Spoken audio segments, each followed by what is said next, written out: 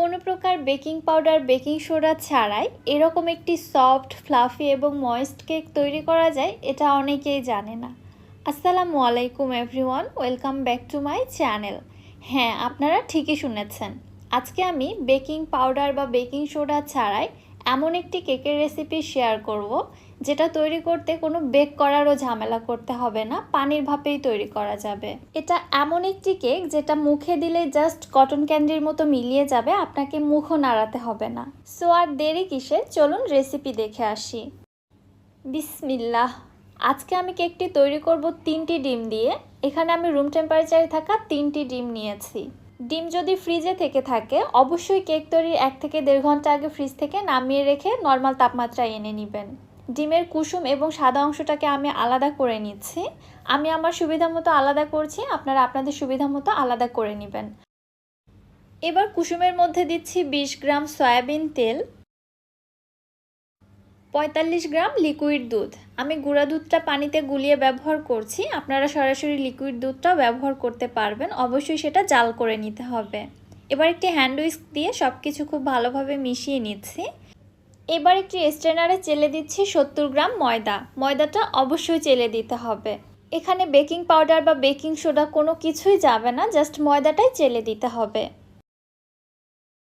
এবার একটি hand whisk দিয়ে ময়দাটা ডিমের মিশ্রণের সঙ্গে খুব ভালোভাবে মিশিয়ে নিচ্ছি।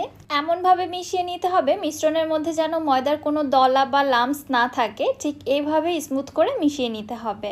দেখতে পাচ্ছেন ব্যাটারটা ঠিক এরকম হবে। এই মিশ্রণটাকে এবার এক সাইডে রেখে দিচ্ছি। এবার ডিমের সাদা অংশে দিচ্ছি 1 চামচ হোয়াইট ভিনেগার। এবার একটি ইলেকট্রিক বিটারের সাহায্যে ডিমের এই মিশ্রণটাকে বিট করে একটু ফেনা ফেনা করে নিচ্ছি। যখন কিছুটা এরকম ফেনা ক্রিয়েট হয়েছে তখন এর মধ্যে দিয়ে দিচ্ছি চিনি। আমি এখানে 35 গ্রাম চিনি নিয়েছি, সম্পূর্ণ চিনিটা একবারে ঢেলে দিচ্ছি না, অল্প অল্প করে 2 ধাপে অ্যাড করে দিয়ে ডিমের ফোমটা তৈরি করে নিব।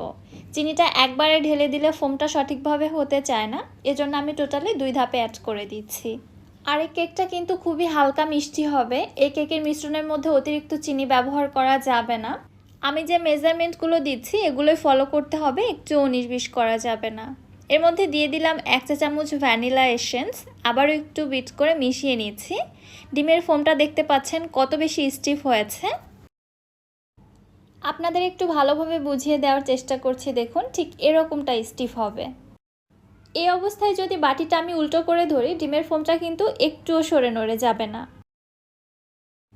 এবার এখান থেকে কিছুটা ডিমের ফোম নিয়ে আগে থেকে তৈরি করে রাখা কুসুম এবং ময়দার মিশ্রণের মধ্যে দিয়ে দিচ্ছি। একটি হ্যান্ড উইস্ক দিয়ে নেড়েচেড়ে মিশিয়ে নিচ্ছি। খুব জোরে সোরে বা উল্টাপাল্টাভাবে নাড়াচাড়া করব না, জাস্ট এক সাইড থেকে এভাবে ঘুরিয়ে ঘুরিয়ে নেড়েচেড়ে নিব। আমি কিভাবে মিশিয়ে নিচ্ছি আশা করছি আপনারা দেখে বুঝতে পারছেন। এতে করে ডিমের ফোমটা কিন্তু একটুও নষ্ট হবে না, ফোমটা যেমনটা ছিল ঠিক সেরকমটাই থাকবে। এবারে সম্পূর্ণ মিশ্রণটাকে আমি ডিমের ফোমের মধ্যে দিয়ে দিচ্ছি।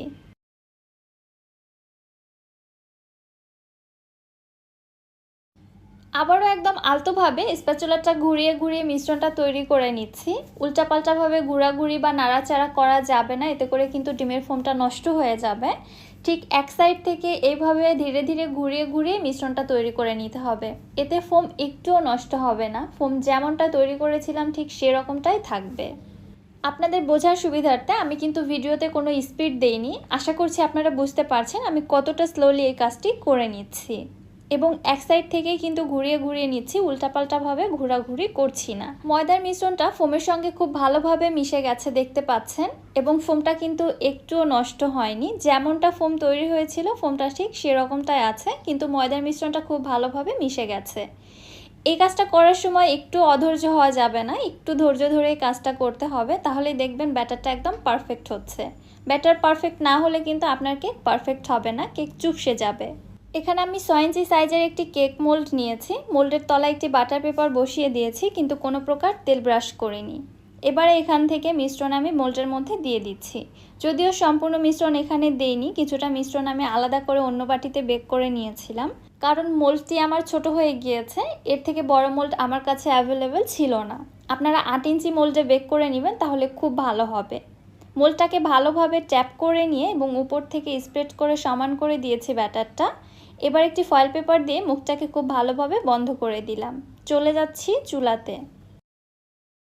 আগেই বলেছি কেকটা পানির ভাপে তৈরি করব। একটি প্যানের মধ্যে পর্যাপ্ত পরিমাণে পানি দিয়ে খুব ভালোভাবে গরম করে নিয়েছি এবং একটি স্টিমার বসিয়ে দিয়ে স্টিমারের উপরে আমি মোল্ডটি বসিয়ে দিলাম। এবার একটি ঢাকনা দিয়ে ঢেকে স্টিম করে নিচ্ছি প্রায় 25 থেকে 30 মিনিটের মতো। এবং ঢাকনা যে ছিদ্রটা রয়েছে এটা কিন্তু আমি বন্ধ করিনি, ছিদ্রটা খোলাই ছিল। 30 মিনিট পরে ঢাকনাটি উঠিয়ে নিলাম। মাশাআল্লাহ, দেখতে পাচ্ছেন কেকটা কি পরিমাণে ফুলেছে। যেমন ফুলেছে এটা তেমনই জিগলি হয়েছে। ঠান্ডা হওয়ার পর কেকটাকে আমি মোল্ড আউট করে নিচ্ছি। ঠান্ডা হওয়ার পরে কিন্তু কেকটা অবশ্যই চুপসে যাবে, অর্থাৎ যে পরিমাণে আমরা কেকের ব্যাটার মোল্ডে দিয়েছিলাম ওই পজিশনে চলে আসবে। এতে ভয় পাবার কিছু নেই, কেকের ভেতরে কিন্তু যথেষ্ট ফ্লাফি থাকবে। কেকটাকে আরও একটু সুন্দর এবং টেস্টি করার জন্য উপর থেকে আমি কিছুটা গুঁড়া দুধ স্প্রেড করে দিলাম।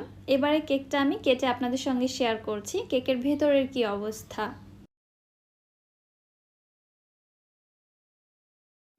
মাশাআল্লাহ, দেখতেই পারছেন কেকটা কতটা পারফেক্ট হয়েছে। ভেতরটা এত বেশি সফট এবং ফ্লাফি, মুখে দিলেই জাস্ট মিলিয়ে যাবে। আমি কেটেও আপনাদের সঙ্গে শেয়ার করছি, তাহলে আপনারা দেখে বুঝতে পারবেন। আপনারা হয়তো দেখেই বুঝতে পারছেন কেকটা কত বেশি সফট, ফ্লাফি এবং ময়েস্ট হয়েছে। আমাকে মনে হয় না এর থেকে আর বেশি কিছু বলে আপনাদের বোঝাতে হবে। সো রেসিপিটি অবশ্যই আপনারা বাসায় ট্রাই করবেন এবং আমার দেয়া প্রত্যেকটি টিপস মনোযোগ সহকারে ফলো করবেন। ইনশাআল্লাহ কেক তৈরিতে আপনাদের আর কোনো প্রবলেম হবে না। আশা করছি রেসিপিটি আপনাদের কাছে ভালো লেগেছে। রেসিপি কেমন লেগেছে অবশ্যই আমাকে কমেন্ট করে জানাবেন। ভিডিও ভালো লাগলে চ্যানেলটি সাবস্ক্রাইব করে দিবেন। ফেসবুক পেজ থেকে দেখলে পেজটি ফলো করে দিবেন। আজকের মতো বিদায় নিচ্ছি। আল্লাহ হাফেজ।